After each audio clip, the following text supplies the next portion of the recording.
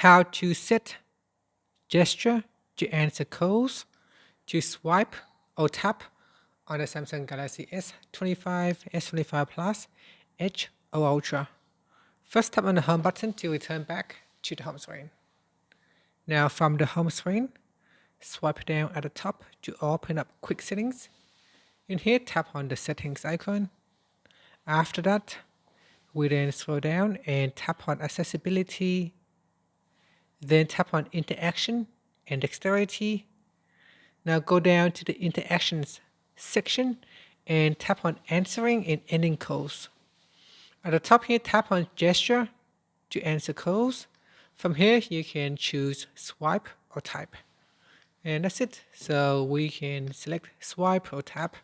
And after, tap on the home button to return back to the home screen. And that's it. Thank you for watching this video.